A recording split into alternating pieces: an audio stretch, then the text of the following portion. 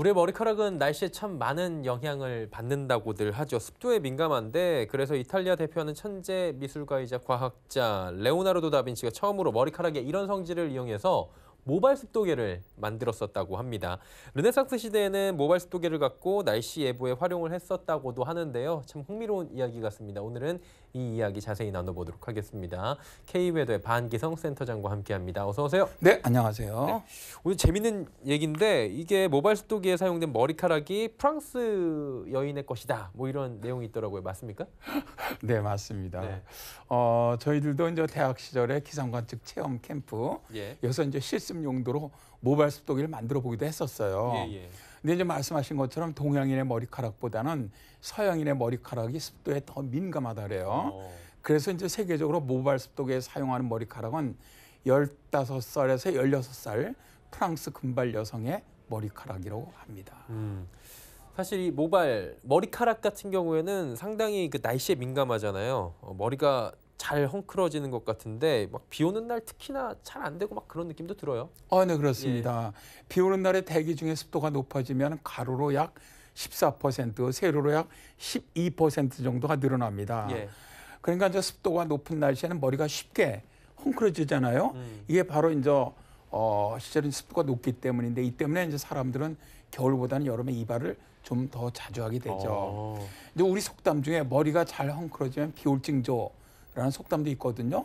이 속담도 가만히 보면요 상당히 과학적입니다. 맞아요. 이게 비 오는 날 머리 만지려고 하잖아요. 저희도 방송 때문에 세팅을 하려고 잘 안 돼요. 비가 오면. 비가 올 것 같아도 잘 안 되고. 그러다 보니까 비 오는 날 파마를 잘 안 한다고들 하죠. 네, 그렇죠. 파마를 할 때 날씨에 직접적인 영향을 받게 되는 것은 모발의 수분 양과 웨이브의 관계 때문입니다.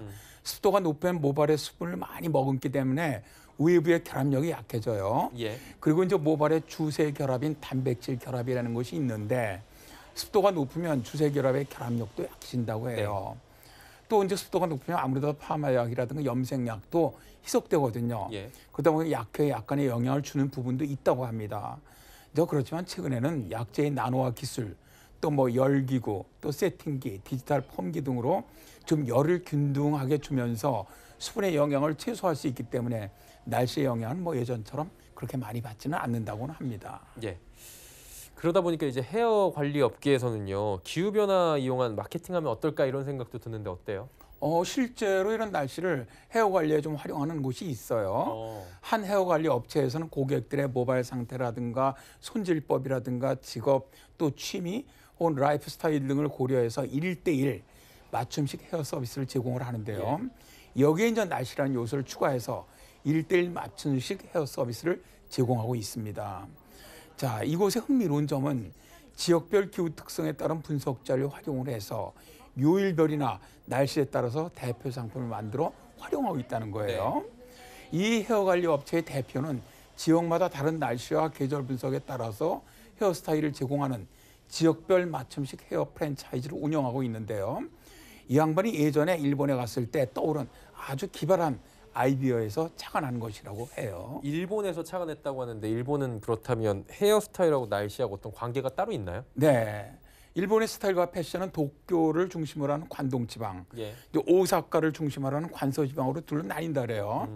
오사카는 습도가 높지 않고 내륙지방의 특성을 많이 띠기 때문에 주로 화려한 의상, 또 헤어스타일이 유행하고 있고요.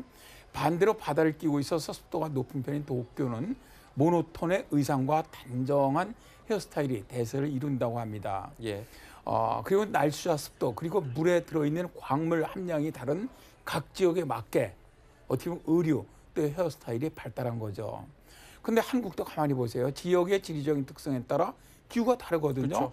부산 같은 경우는 해안 도시로 습도가 높고 염분이 많고요. 반대로 서울 같은 경우는 해풍도 없고 습도나 염분의 염량이 높지 않아요.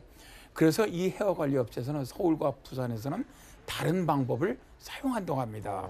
그러니까 서울에서 면도날로 머리끝을 가볍게 치는 레자컷이라는 스타일을 해도 모발이 많이 손상되지는 않는데 부산에서 많이 레자컷을 하면 공기 중의 염분 때문에 머리끝이 많이 손상된다는 거죠.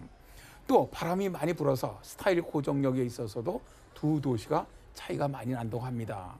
이런 날씨를 이용을 해서 헤어샵을 운영하다 보니까 아주 충성 고객이 많아졌다고 합니다. 재밌네요. 습도와 머리카락 그리고 그에 이어진 마케팅 이야기까지 오늘 재밌게 들어봤습니다.